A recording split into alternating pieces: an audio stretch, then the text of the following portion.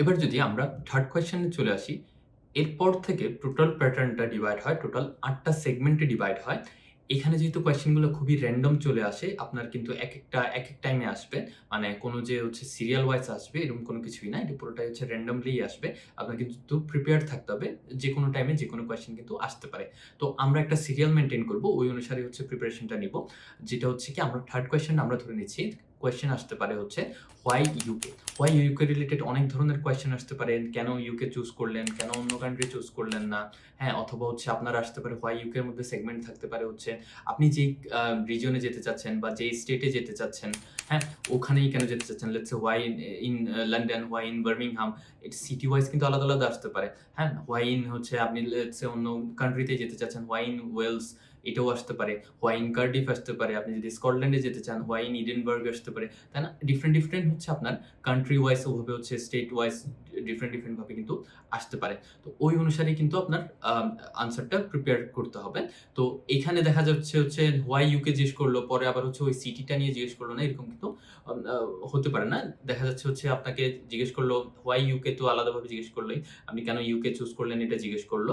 আবার এখানে জিজ্ঞেস করলো হচ্ছে about the city of let's say আপনি যেখানে যেতে চাচ্ছেন, লেটস সে আপনি লন্ডন যেতে চাচ্ছেন, about the city of London নিয়ে আরেকটা কোয়েশ্চেন জিজ্ঞেস করলো। লেটস সে থার্ড কোয়েশ্চেন এটা ছিল এবং ফোর্থ কোয়েশ্চেন হচ্ছে about the city of London এটা ছিল। তো ওই অনুসারে কিন্তু আপনার আনসার গুলো রেডি করতে হবে। ধরে নিচ্ছি আমরা একটা জেনারেল কেস ধরবো, আমরা একটা হচ্ছে স্টোরি এখানে বিল্ড আপ করব। আমি সব স্টুডেন্টকে এটাই সাজেস্ট করি যে হচ্ছে আপনার একটা ইউনিক স্টোরি থাকতে হবে। তারা রেগুলারলি কিন্তু হচ্ছে অনেকগুলো স্টুডেন্টের ইন্টারভিউ নিচ্ছে। আপনি ফার্দার যখন হচ্ছে ইউকেভি ইন্টারভিউ যদি এখন ফেস করতে হয়, তাহলেও কিন্তু দেখা যাচ্ছে হচ্ছে রেগুলারলি প্রচুর স্টুডেন্টের কিন্তু ইউকেভি ইন্টারভিউ হচ্ছে। তো সবকিছু মিলে ওভারঅল আপনার কিন্তু প্রিপেয়ার থাকতে হবে। একটা স্টোরি, আপনার স্টোরি, আপনার কিন্তু ইউনিক একটা স্টোরি আপনার থাকতে হবে। তো আমরা ডিভাইড করব হোয়াই ইউকে এটাকে হচ্ছে ডিফারেন্ট, ডিফারেন্ট সেগমেন্টে আমরা ডিভাইড করব। যদি আপনাকে জিজ্ঞেস করা হয় কেন আপনি ইউকে চুজ করেছেন আপনার হায়ার স্টাডিজ এর জন্য? তখন আপনি সেগমেন্টটা এভাবে ডিভাইড করবেন, why not in Bangladesh or why not in your homeland? আপনি কেন হচ্ছে আপনার দেশে এই কোর্সটা করছেন না? এটা দিয়েই কিন্তু আনসারটা স্টার্ট করবেন। যেহেতু এখানে টাইম লিমিট থাকবে ১ মিনিট। তো ১ মিনিটের মধ্যে আপনি চাইলেও খুব একটা বেশি কিন্তু এখানে বলতে পারবেন না। বাট যখন হচ্ছে ইউকেভি ইন্টারভিউতে চলে যাবেন, তখন হয়তোবা আপনি অনেক বেশি টাইম পেয়ে যাবেন। ওই ক্ষেত্রে হয়তোবা আপনি আরো বেশি এক্সপ্লেইন করতে পারবেন।